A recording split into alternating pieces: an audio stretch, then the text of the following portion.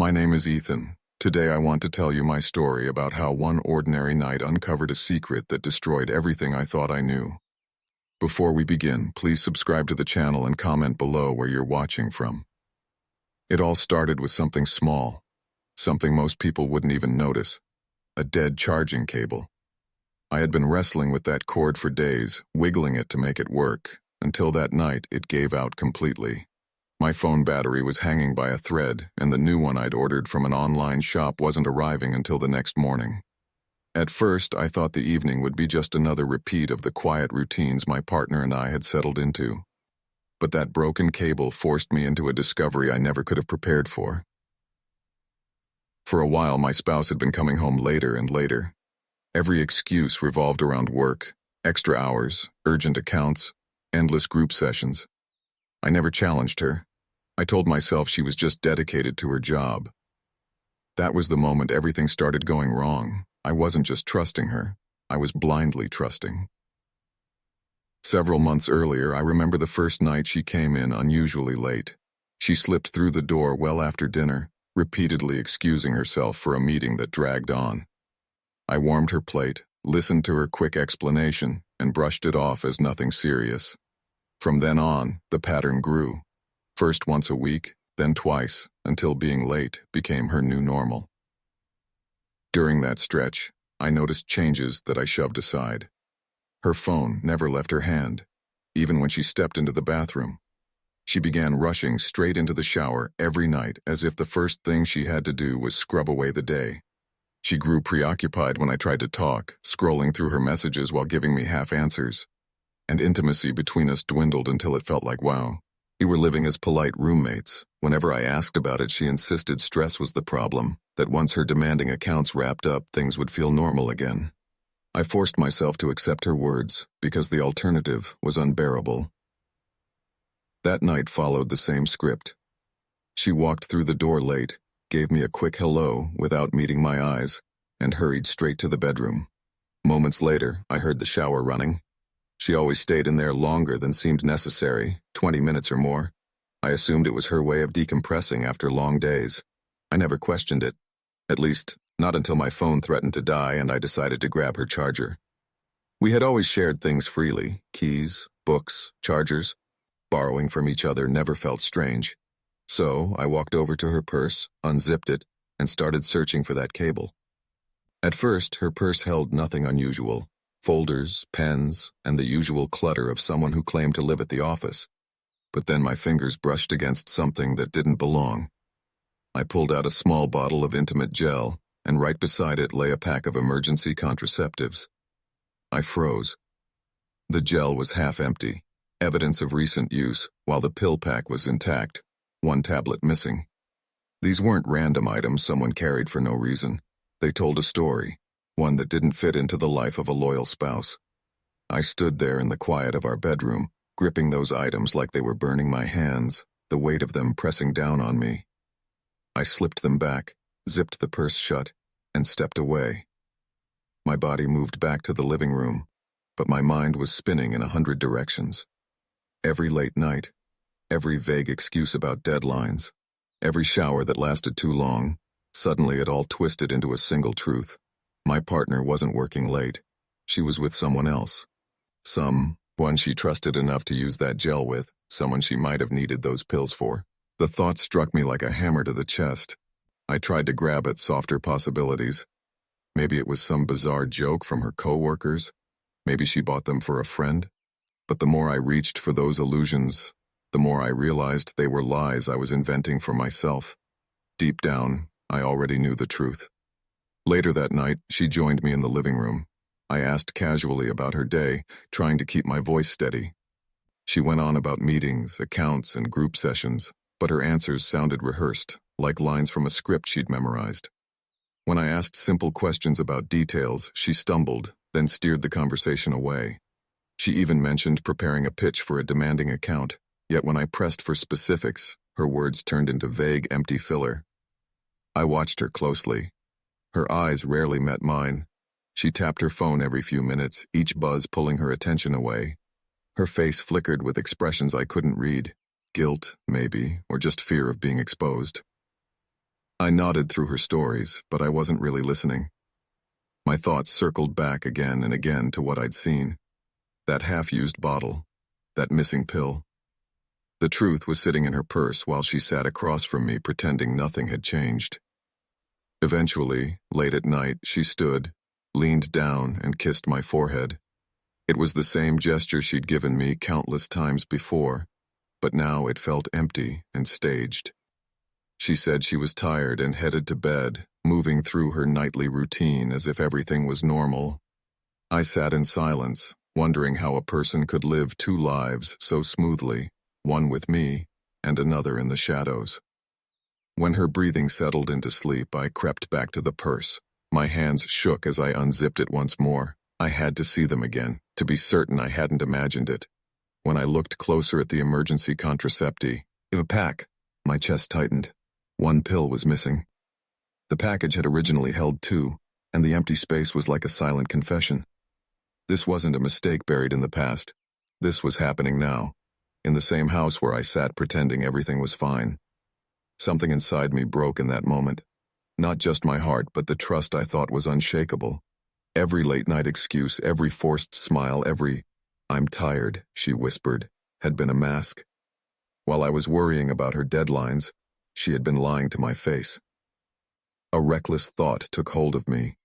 If she was using that intimate gel with someone else, there was a way to expose her with no room for denial. I carried the bottle into the garage, opened my storage box, and emptied it. Then, slowly and carefully, I tampered with it, replacing the contents with something that looked almost the same. The difference wasn't obvious, at least not to the eye. I wiped the bottle clean, put it back in her purse, and stood there trembling. I knew it was crossing a line. I could have confronted her directly. I could have walked away with the evidence I already had, but humiliation burned hotter than reason. I needed proof she couldn't twist or explain away. The days that followed felt like torture. On the surface, nothing changed. She went to work, came home, moved through her routine, but I was watching her with new eyes. Each goodbye kiss made me wonder if her thoughts were already with him. Each conversation about accounts and deadlines felt like a rehearsed performance. Her phone became the loudest clue of all. Messages buzzed in at odd hours, sometimes past midnight, sometimes before dawn. She always checked immediately, never saying who it was. I kept silent, but my mind was racing. Then one night, fate handed me more than I asked for. She left her phone on the couch when she went to shower. A message lit up the screen, and before it locked again. Last night was unbelievable. Still can't believe we took that risk. My breath caught in my throat. I didn't unlock her phone. I didn't need to. That single, unfinished line was enough to stitch every suspicion into certainty. From that moment, waiting became unbearable. I pretended to smile at meals, nodded during her small talk, but inside I was crumbling. I lay awake at night replaying anniversaries, vacations, every "I love you" she had whispered, wondering which ones were lies. The breaking point came at the end of the week. That Friday, she stayed out long past midnight. My patience, my silence, my pretending, all of it snapped. I picked up the phone, dialed her number, and this time, I didn't hide the edge in my voice. I expected another excuse, maybe something about late work or a demanding account. Instead, her words froze me in place. She said she was in a local medical center. Her voice was clipped, shaky, and heavy with something unsaid. She gave me the name of the place and an assigned patient bay number, but no explanation. The strain in her tone told me this wasn't just exhaustion. She sounded hurt. I grabbed my keys and drove without hesitation. The ride felt unreal, as if the world had slowed into a blur. Part of me feared for her safety, but another part whispered that this was the consequence of what I had done. The trauma ward was crowded when I arrived. People hunched in chairs, nurses rushing past, the usual chaos of emergencies. At the front desk, I gave her name and said I was her partner. After a quick ID check, they directed me down the medical wing. Each step echoed with conflicting emotions. Anxiety pulsed in my chest, but beneath it was a grim certainty. If this was connected to that bottle I had tampered with, then the proof of her betrayal would be undeniable. But at the same time, I realized I might have crossed a line so dark that no justification could erase it. When I finally entered her bay, the sight nearly stopped me cold. She lay there pale against the sheets, wires and IVs surrounding her, the air filled with the quiet hum of machines. I locked eyes with her, and in that instant, I saw guilt plain as day. She didn't need to speak. She knew why she was there, and she knew that I knew. I leaned close and said only one word: cheat. Her expression shifted, not with confusion, but with the hollow look of someone caught and stripped of excuses. For a fleeting second, I thought she even understood I was the reason she had ended up in that bed. I didn't stay. I turned and walked out, my footsteps heavy but final. The entire confrontation had lasted less than 2 minutes, yet it shattered years of marriage. The drive home was a haze, relief tangled with dread. I had my confirmation, but the cost of it pressed down like lead. I had tampered with that bottle, reckless, thoughtless, and now it had landed her in the hospital with consequences I never imagined. Sitting behind the wheel, I admitted the truth to myself. The marriage was over. She had betrayed me, and I had answered in a way she never expected. The life we built together ended that night, not with an argument, but with silence, machines, and the weight of choices we could never undo.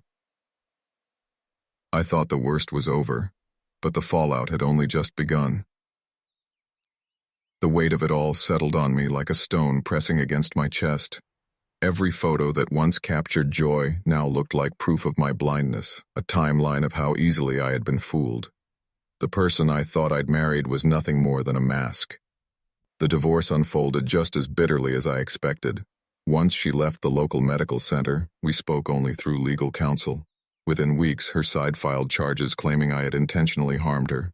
The case was messy because of its unusual circumstances. Her attorney painted me as someone who had set out to cause injury. My lawyer countered by presenting her betrayal, arguing my act was reckless but rooted in desperation, even describing it as a misguided prank. It didn't matter. The truth was that our marriage had ended in that hospital bed. The rest was paperwork. But even the paperwork had claws. During one of the hearings, she sat across from me in the courtroom. For the first time since the hospital, our eyes met, and she whispered just loud enough for me to hear, "You destroyed me, and I'll make sure the world knows it." In that moment, it wasn't just about divorce anymore. It was war. Because we both worked and earned steadily, the division of property followed standard lines. There were no children to fight over, which at least spared us the ugliest kind of battles. The house was sold, the proceeds split in half, retirement savings, investments, and home equity were divided down the middle. Years of building a life together dissolved into numbers on paper.